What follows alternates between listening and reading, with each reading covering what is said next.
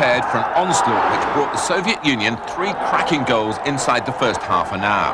The Hungarians had sent spies along to the Soviets' last training game, a match against a local Mexican team, in which the visitors had scored 10 goals. The Soviet players had deliberately not worn their World Cup numbers. When the real action got underway in Irapuato, the Hungarians had no idea where the next attack was coming from.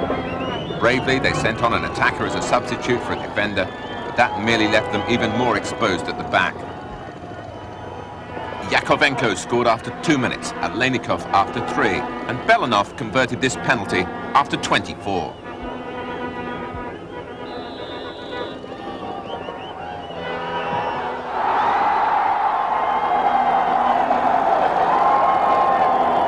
The Soviet display amply justified their decision to replace manager Edward Malofeyev little more than a fortnight before the start of the finals. He was succeeded by Valery Lobanovsky, who was well known to the players as club coach to most of them at Dynamo Kiev.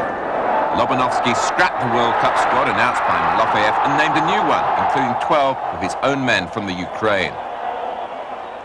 All those late changes had persuaded most of the media that the Soviet Union would be also rounds at the finals. The style and power of this 6-0 victory suggested quite the reverse. In the 50s and 60s, Soviet teams had been considered pedestrian, strong on fitness but weak on imagination. That was when Moscow had dominated the Soviet game. In the 70s, the center of power moved south to Kiev and Tbilisi. Skill and technique took priority. The Soviets had won a host of new admirers.